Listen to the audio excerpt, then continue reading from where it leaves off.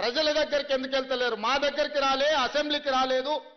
మమ్మల్ని ప్రశ్నించడానికి, మా కళ్ళల్లో చూడడానికి నీకు ఏదైనా భయం ఉంటే మరి నిన్ను ప్రతిపక్ష హోదా ఇచ్చిన ప్రజల దగ్గరికి మీరు ఎందుకు వెళ్తలేరని నేను వారిని అడుగుతున్నా.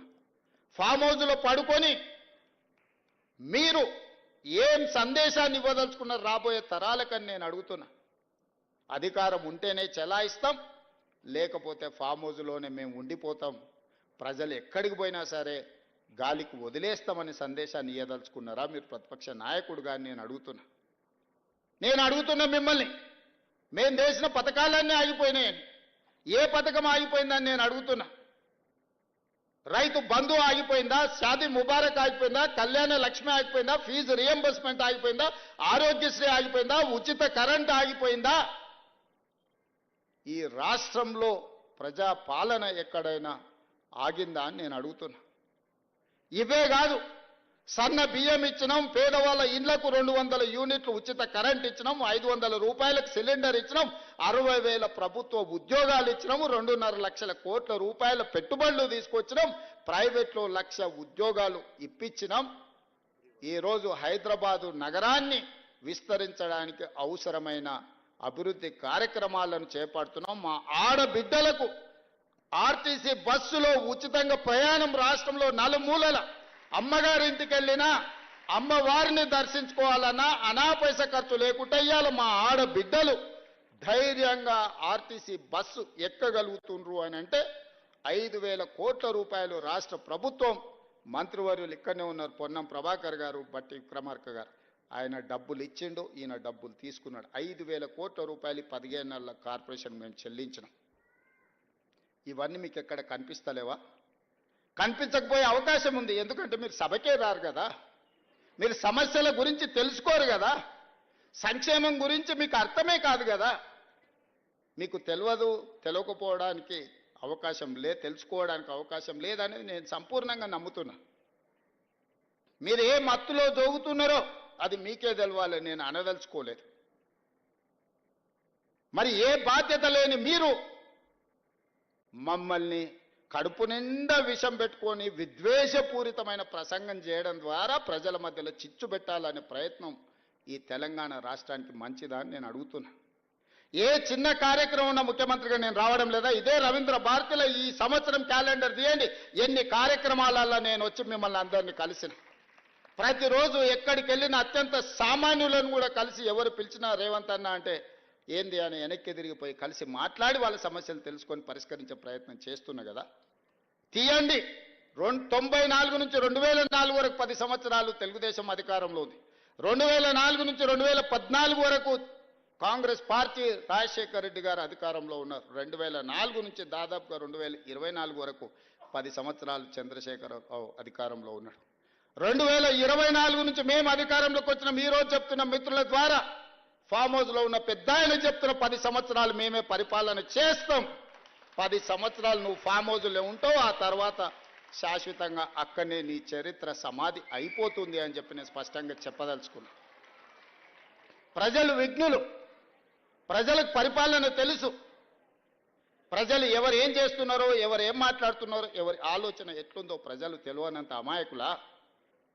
కొట్లాడి తెచ్చుకున్న తెలంగాణ కోతుల గుంపు కప్పజెప్పినట్టయింది మొదటి 10 సంవత్సరాలు. తాను జడ్డ కోతి వనమల్ల జడిచే అని నీ కుటుంబం మొత్తం కలిసి ఈ తెలంగాణ మీద పడి దోసుక తిన్న మాట వాస్తవం కాదా? అందుకే ఈరోజు సూటిగా వారికి విజ్ఞప్తి చేస్తున్నా. కాళేశ్వరం మీద చర్చ చేద్దామా? ఉచిత బస్సు ఆడబిడ్డలకు ఇచ్చిన దాని మీద చర్చ చేద్దామా? రైతు రుణమాఫీ మీద చర్చ చేద్దామా? రైతు బంధు మీద చర్చ చేద్దామా?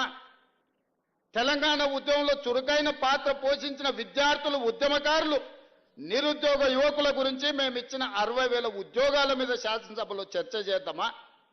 లేదా 30 సంవత్సరాల నుంచి ఎంతో మంది ప్రాణాలు వదులుకొని సాధించుకోవాలనుకున్న ఎస్సీ వర్గీకరణ మీద చర్చ